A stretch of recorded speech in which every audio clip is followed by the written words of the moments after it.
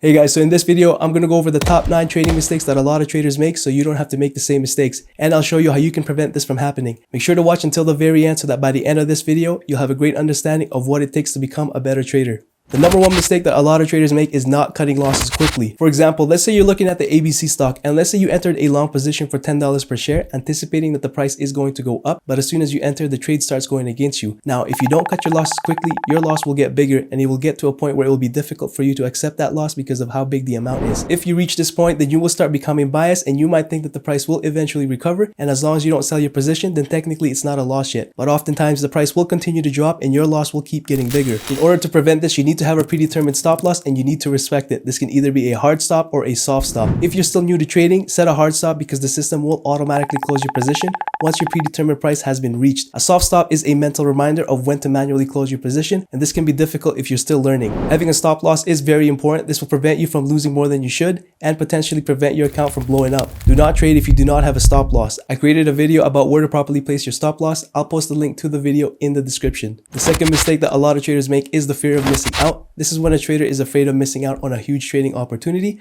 For example, let's say you hear about a stock and when you take a look at it, it's currently running. And because it's currently running, you don't want to miss out on this opportunity. This is when you start to feel the emotion of excitement. You might start to think that this could still continue running, and this is when the emotion of greed comes into play. So you buy into a position and then suddenly the stock drops and you end up with a losing position. Most of the time when you hear about a stock and it's running, it usually means that you're too late. In order to avoid this, you need to have a trading plan by knowing where to enter, where to exit, and where to place your stop loss. And you need to stick to this plan. This will help you with controlling your emotions. Do not chase if it's already running. You got to stay disciplined and be patient because another trading opportunity will come along. You also need to understand the market psychology. For example, if the price is already up 80%, then you need to be aware of the traders who got in early because they will start to sell their positions and take profits. The third most common mistake that a lot of traders make is trading the profit and loss number instead of the charts. This is when traders make their trading decisions based on the profit and loss numbers. Let's say you get into a long position and the stock moves in your favor. You then look at your P&L number and you see your unrealized gain is currently at $600 and you might start getting greedy, and so you tell yourself that you'll just exit when it reaches $1,000. What this does is it causes you to lose focus on the price chart. The chart might be telling you that it's time to exit, but because you're trading based on the P&L number, the stock starts to drop, so instead of you making $600,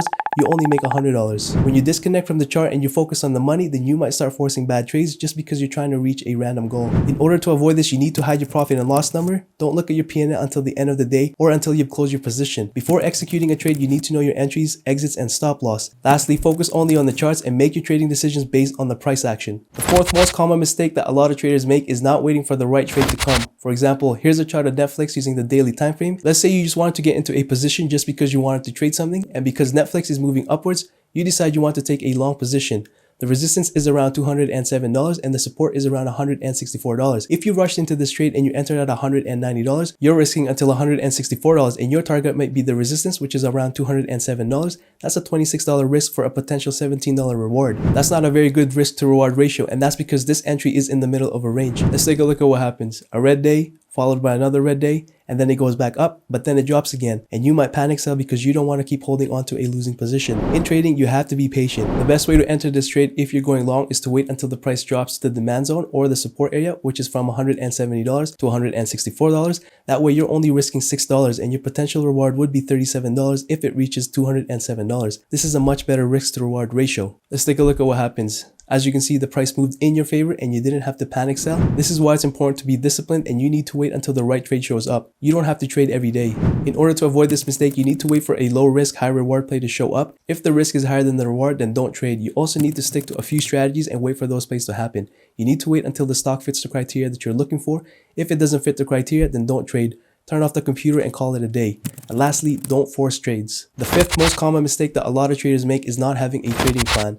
Before you enter a trade, you need to know where your entry is, where your stop loss is, and when to potentially take profits. You can't just have an entry point and not have an exit. All 3 points must be planned out before you execute a trade. This is how you avoid the emotion of fear and greed. If you don't know when to take profits, then you'll just get greedy and you might end up holding longer than you should, and this could lead to losses. This is how the saying bulls and bears make money, but pigs get slaughtered came about. Greed is one of the most dangerous emotions for traders because this clouds your trading judgment. It's best to plan out your trades during pre-market or outside market hours to avoid any emotional trading. In order to avoid this mistake, you need to identify your entry, your stop loss, and your target before executing a trade. You also need to know how much risk you are taking based on the capital amount that you are using. Do not trade if you do not have a trading plan. The sixth most common mistake that a lot of traders make is having the wrong position size. Having the wrong position size can lead to excessive losses and potentially blowing up your account. This can make it difficult for you to recover financially and emotionally. Only trade with what you could afford to lose. If you're trading stocks, especially the low float stocks, you need to make sure that you are calculating your position size. For example, here's a chart of Rev. Let's say you want to buy a long position anticipating that this stock could bounce upwards. The demand zone is from $10 to $9.50, which means there's going to be a lot of buyers in this price area. The entry is at $10 and you want to place your stop loss below the demand zone, let's say around $9.45. The target is the height of the current trend, which will give you a target of $17. Now we know that the risk is 55 cents. You now have to use a position calculator so you know the exact number of shares that you need to buy. Here's a position calculator that I created. Let's say you have $10,000 and the maximum that you want to lose is 2%. That means the total amount that you could lose if the trade goes against you is $200. You now input the $200 in the maximum loss per trade, and this will automatically calculate how many shares you should be buying. The first column here shows you the stop loss amount that you are risking. The second column shows you the maximum shares that you need to buy based on the $200 max loss. The third column shows you how many shares you should enter with. Since you are risking 55 cents for this trade, scroll down until you see the 55-cent stop loss amount. Okay, here's 55 cents and it shows you the maximum shares that you should be buying for this play is 364 shares. You should enter this trade with 121 shares, which is 1/3 of the 364 shares. You can add the remainder after the trade goes in your favor. Here's how the calculation works. The total cost for this position is $3,640. You get that number by multiplying the $10 entry point by the 364. Now let's say the price drops to $9.45 and triggers your stop loss. Your new balance would be $3,439.80, which means your loss would equal negative $200. Let's see how this play turned out. You can see that it didn't trigger your stop loss, but if it did, then your loss would have only been $200 because you used the correct position size. Just to recap, in order to avoid this mistake, do not go all in. Always enter with half or 1/3 of your position that you want to use. This will minimize your risk just in case the trade goes against you when you enter. Once the trade starts moving in your favor, you can then add the remainder of your position.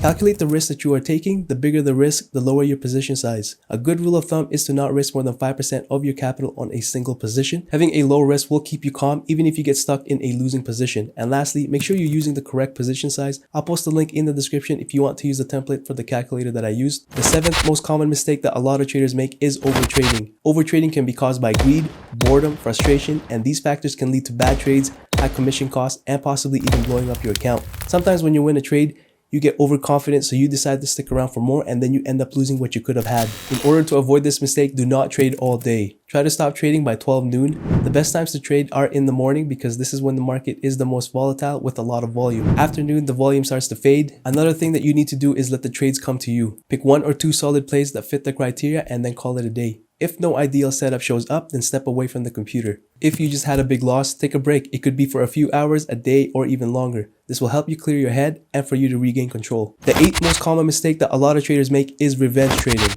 Revenge trading is when you attempt to recoup your loss by taking on 1 or more trades, and this usually happens right after your trader suffers a significant loss. They enter another trade without taking the time to think about their next move or to revisit their strategy, and this often leads to a bigger loss. Behind this, irrational decisions are caused by the emotions of fear, anger, shame, and greed. This is very destructive, and in order to avoid this mistake, you need to understand that losses is a part of the game. Take the loss, learn from it, and move on. It also helps to take a break for a day or two, reassess your strategy, make adjustments if necessary, and then try again. One of the most important things that you need to do as a trader is keep track of all your trades. Create a journal and write down your entries, exits, position size, why you lost that trade, why you won that trade, etc. The more details, the better. This will help you become a better trader. And finally, the 9th most common mistake that a lot of traders make is thinking they'll get rich quick. If you think you'll get rich quick, you will end up rushing the process and you will lose. Trading will not get you rich quick. You need to get that out of your mindset and you need to trust the process. Don't aim for how much profits you can make. You need to aim for consistency and the profits will follow. You need to build good habits and stay disciplined so your account can grow. You need to treat trading like it's a business. What does this mean? In business, you need to have a business plan to grow. In trading, you must have a trading plan in order to succeed, and that can consist of knowing when to buy, when to sell, and risk management. Another thing that businesses have is record keeping, and that's how they improve. In trading, you need to keep track of all your trades in a trading journal. The more trades that you have recorded, the more data you will have. This can show you things like which setups have a higher probability or a higher win rate. So next time that setup appears, you can increase your position size. Trading journal also shows you why you lost on a specific trade, so next time you don't have to make the same mistake. Having a trading journal will help you improve your overall performance and help you become a better trader. Businesses also have routines like having a morning meeting to prepare for the day and sometimes another meeting at the end of the day to evaluate how they did for that day. In trading, it's the same thing. You need to wake up early in the morning, check the market, plan out your trades, and at the end of the day, evaluate how you did and if there's any areas that you need to improve on. And that's it. If you have any questions or requests, just let me know in the comments down below. Subscribe if you haven't already. I'll be posting contents about trading every single week. Thank you for watching.